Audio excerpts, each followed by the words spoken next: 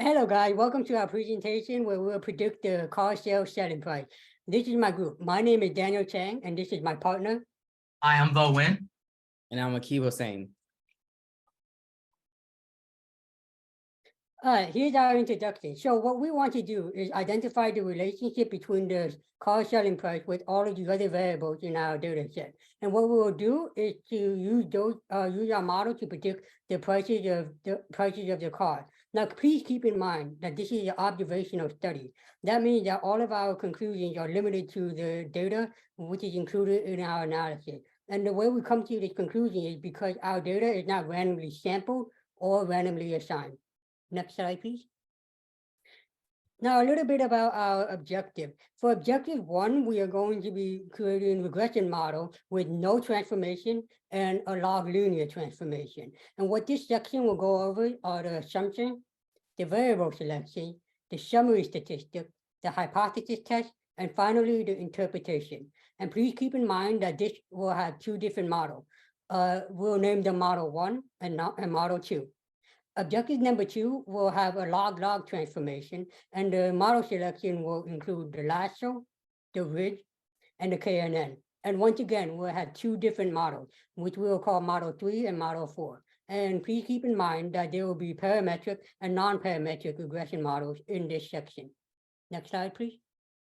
Now, let's go into a little bit about our data. The data is collected from Kaggle.com. And there are a total of 8,128 rows and 13 columns with a mixture of numeric and categorical variables.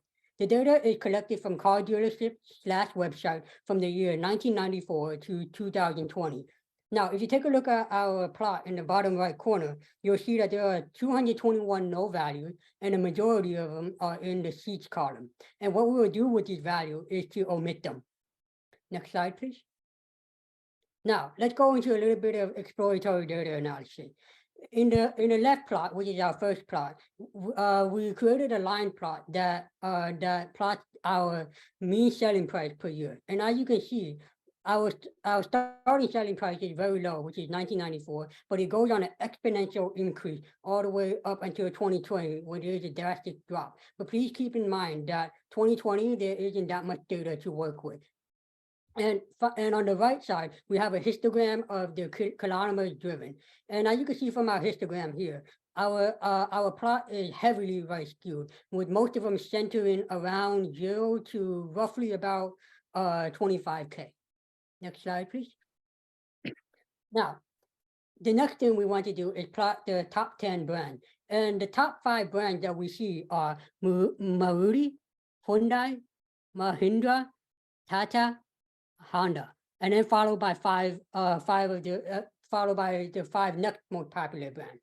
Then we created a box plot of the seller type by selling price. And as you can see from the box plot, there's a wide range of data for the seller type that is dealer. And as you can see, that is the most data that we have out of all of the seller types. But we could see that the individual has tons of outliers, but the dealer has the highest median selling price, while the individual has the lowest median selling price. Next slide.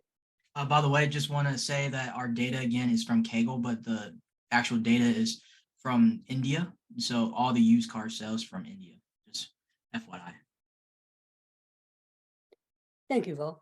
And for the going on from our explanatory data analysis, we created another box plot that separates the selling price by seat.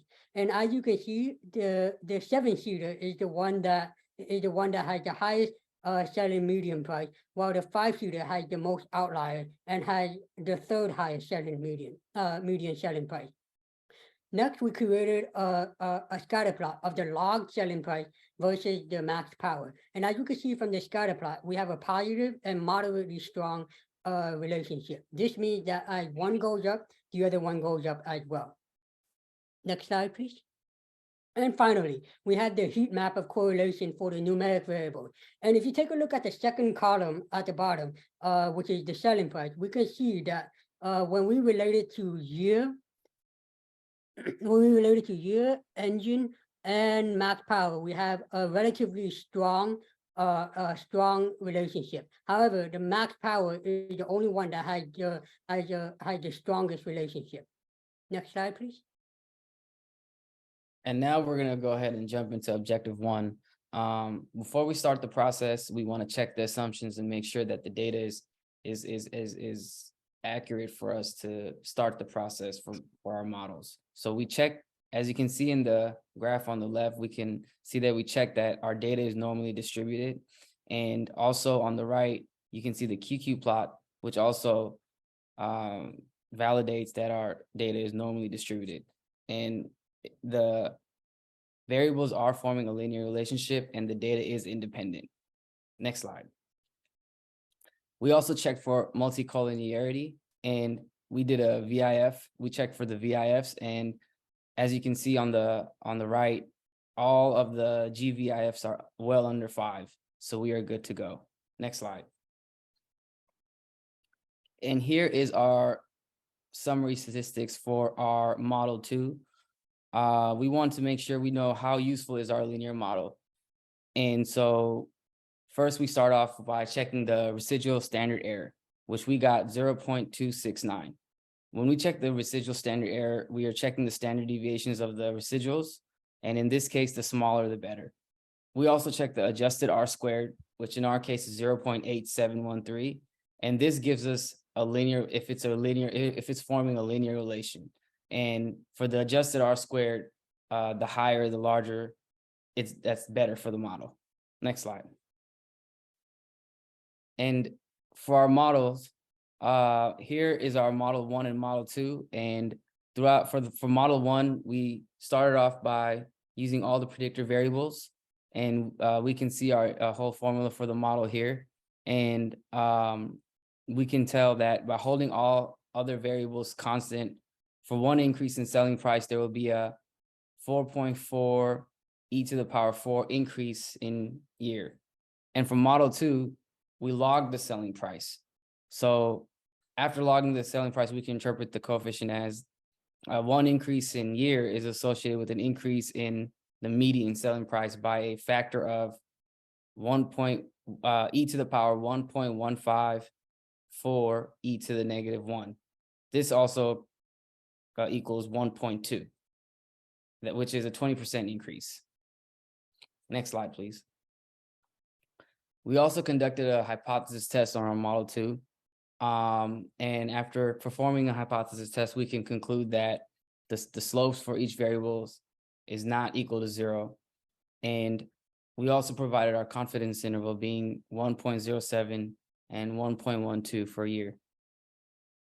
Next slide, please. Here we can see our R-square, our adjusted R-square, our AIC. And you can see that as AIC, as we increase the number of variables, our AIC is coming down, which is good. And our adjusted R-square is coming closer to 1, as well as our R-square. Next slide, please. Here's our feature selection models. For stepwise, you can see that we have 6 variables added. With forward selection, we have 6, and with backward, we only have 1. We can check the RMSE for each one. The RMSE for stepwise is coming out to 0.244, same as backward. The RMSE is 0.244. And for forward selection, we got an RMSE of 0.4091. Our R-squared and adjusted R-squared is the same for stepwise and backward, which is 0.913. And for our forward selection, it's 0.75. So for the RMSE, we want the lowest, the lower the better. And in this case, our stepwise and backwards are the lowest. And we would also check our adjusted R-squared, which would we want closer to 1. And since those are tied, we would start looking at the AIC. And we can see that the AIC is also the same for stepwise and backwards. But since backwards only 1 variable, we would go with the stepwise selection. Next slide. Here's our further analysis on our forward and our backward feature selection. We can get the val MSC for forward, which is 0.26, and our val MSC for our backward selection, which is 0.28. Next slide. Okay, guys. My name is Bo. Again, I'm presenting on objective 2. So we're going to go ahead and add complexity to our model. And how we do that is we're going to apply transformations as well as apply interactions. So starting off, we're going to add a new model called model 3, which is the log-log model. We're going to go ahead and log the selling price and as well as the predictors. But here's the caveat. Some of the predictors are categorical variables. That means that those are levels and factors, right? And so we can't necessarily log those, but we can log the numerical factors. And then we're going to go ahead, go to model 4. We're going to have log, but we're going to add another layer called interactions, where we're going to take the predictor variables and multiply against each other and see any kind of like collinear relationships with each other. And what that's going to look like is we're going to have a log selling price. We're going to have the categorical predictors and the log predictors, as well as we're going to add in the interaction terms. So 2 additional models, adding complexity to our model selection so that we can, again, our goal is to find the best predicting power with the lowest error.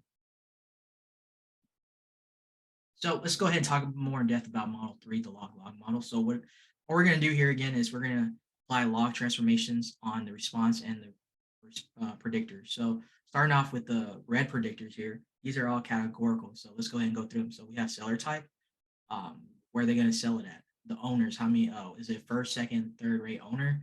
The first being, the first person buying it goes in the second and the third.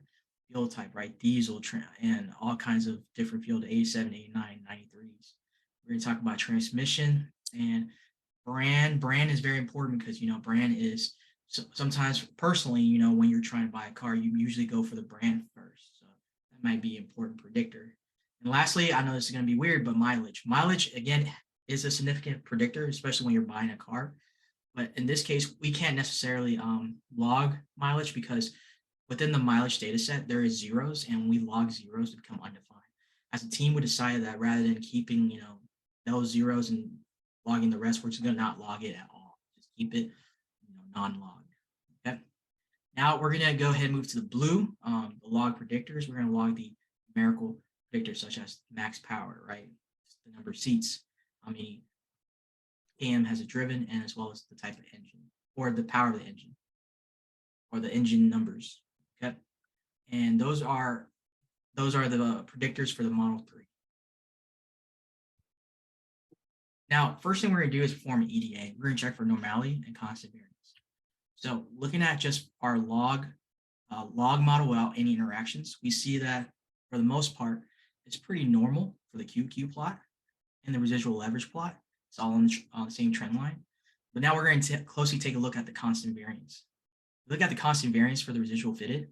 It's on the trend line. So it looks like it has a nice spread evenly amongst the trend line. So it looks pretty constant in terms of the variance. But if you look at the scale location of standardized residuals, you see that kind of slopes down away from the trend line. So it could be good or bad in terms of constant variance.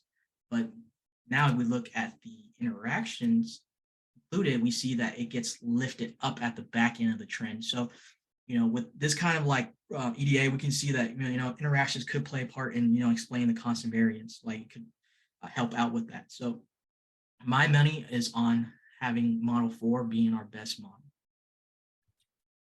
Again, good. This looks really good here compared to the log-log model, which is model 3. Now we're gonna go ahead, again, we're gonna talk about multicollinearity. Model 3 has good BIFs. Again, anything above 5 is about mild collinearity. If it's less than 5, it has low multicollinearity. So with the log-log model, we're going to look at the far right column here. Reason why we're going to look at the far right column for the GBIF, raised to the power 1, 2 raised by 1 divided by 2 times the degrees of freedom, is because when you apply that equation to the GBIF, what it does is that rather than doing all the predictors at once, it individualized find the variance factors for each individual predictors. So these are the numbers for that. And you can see that all of them are less than 5, so which is a good thing. Now let's talk about the lowest and highest BIFs. So if you look at the highest BIF, it's going to be log engine and log max power, which makes sense, right? Because when you look at engine kind of like correlates to the how the car works, right? The type of engine you have, how much it produces in terms of combustion will affect the max power, right? You see how max power and energy could almost link up with each other, as well as, you know, the mileage as well, which is like the third highest. So it makes sense that the VIFs produce these kind of numbers. Now let's look at the lowest VIF, which is the brand and the owner, brand being the lowest. So amongst all cars are relatively the same. You know, how they're built is by the brand, but for the most part, they all contain the same kind of parts and, you know, run around the same cost. So we'll say that, you know, it makes sense why owner and brand have the least multicollinearity. And now let's look at model 4 VIF. Again, the threshold for good VIFs are less than 5. And this again is coming from model 2, not model 4. And again, we're going to just look at that model right there. Okay. And so again, the VIFs look amazing as well. Okay. So going to model selection statistical significance, let's talk about why we chose certain factors for predictors for the interaction term. So we're going to use a p-value of less than 0.05 as being statistically significant. Okay. That means that we're going to add interaction terms that are going to be complex and add more of an in-depth to our analysis. So step 1, we're going to run our R code using a full interaction R. So what we did as a team was, rather than, you know, looking at, you know, doing combinations, we went ahead and did the full interaction using the parentheses raised to the power 2, which allows the R code to run out and do all the combinations of multiplying against each other. Okay. And when we did that, it produces a full long list, right? Brand and owner types, all the categorical variables will produce multiple factor levels. So it was a long sheet of just a lot of statistics. We went ahead and just handpicked out the ones that were less than 0.05. And look down here, those are the factors, the interaction terms that were statistically significant.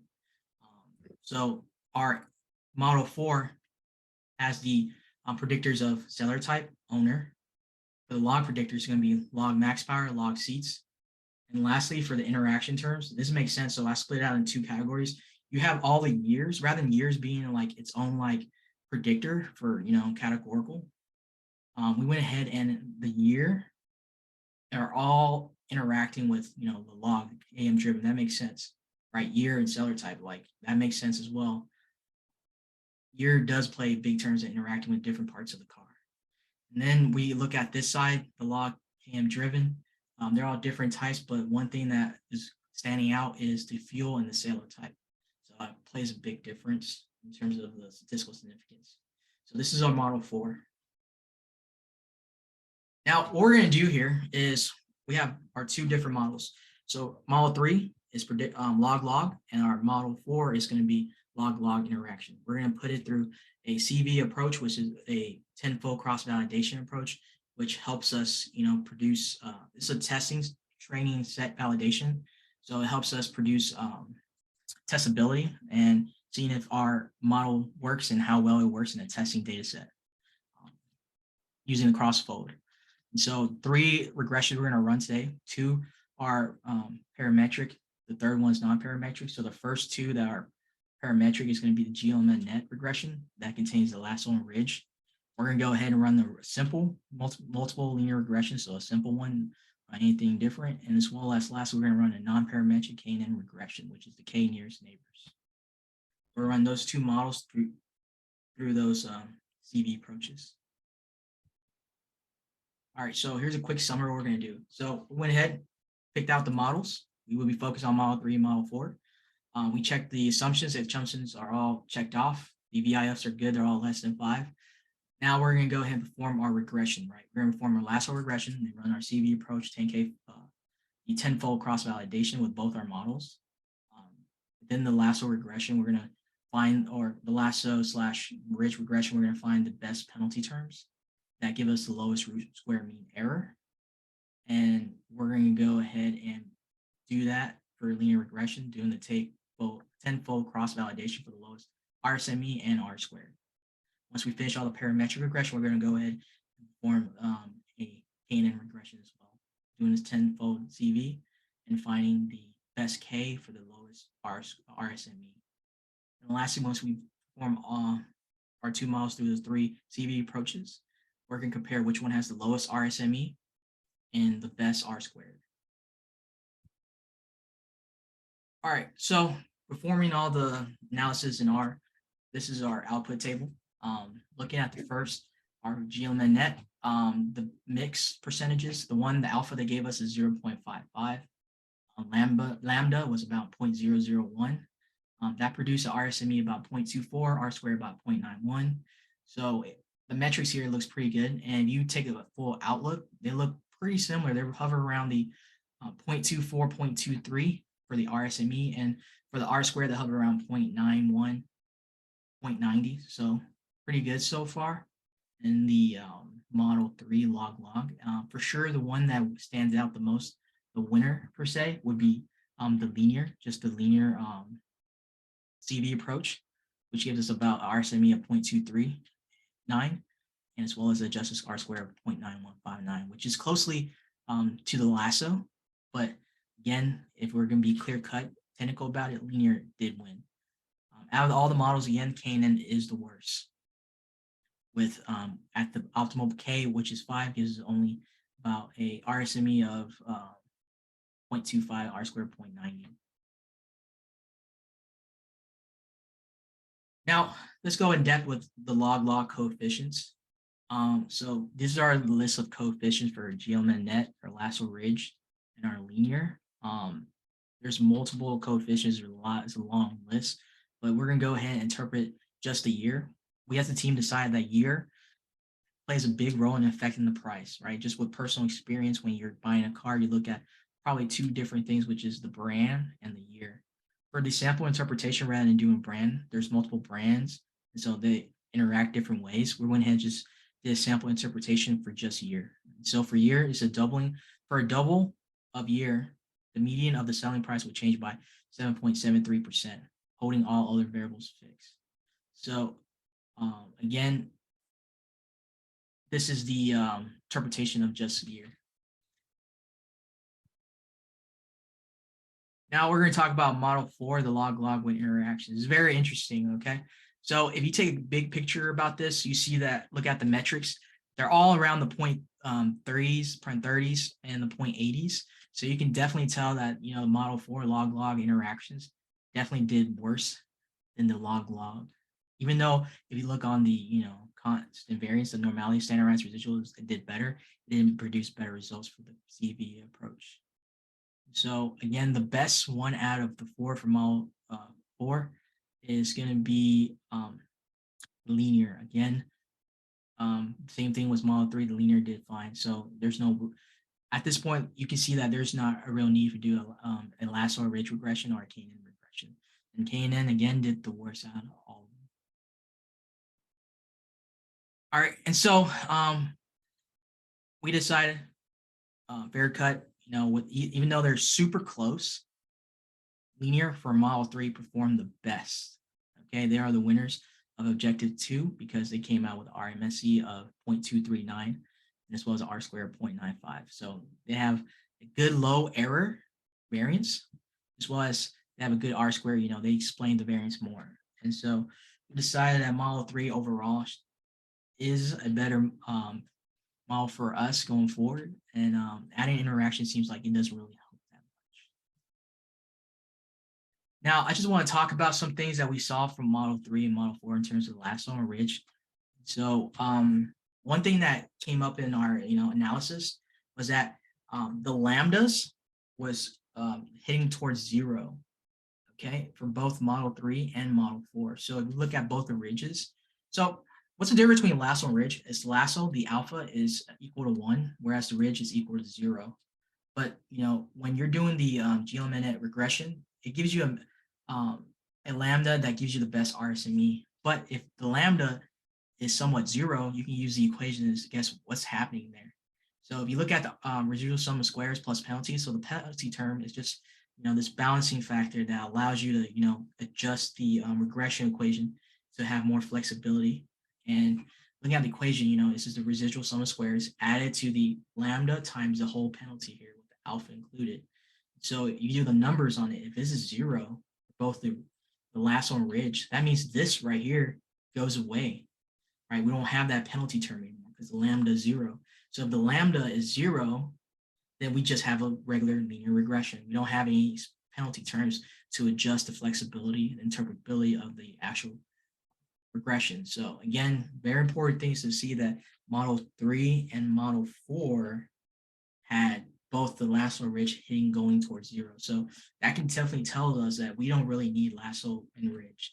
We can be justified with just a normal model 3 traditional linear regression. And some final remarks that I want to say. I want to say that, even though I was rooting for the interactions, the true winner of today's CV approach was the traditional MLR for the model 3, which is the log-log. And some couple things that we want to say is that lasso regression may not have a lower RMSE, but it provides complexity to our model with better balance of bias variance trade-off. But again, just the caveat is, the model 4 and model 3 both had their lambdas forced to 0, which meant our penalty term didn't even matter. So it just stayed on MLR. Okay.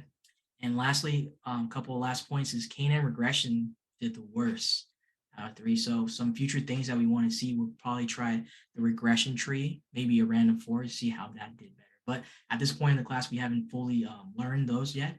But if I want to be excited and seeing I can apply those to this problem and see if those produce better results. And last thing I want to say is the coefficients for model 4 were interactions. So we couldn't necessarily interpret those because, again, they're multiplying against each other. And we can't really, say how it increased or decreased on the percentage load because those, again, are interactions. But we can do the log-log prediction by doubling of the median. I'll go ahead and hand it off to Daniel for the final conclusion.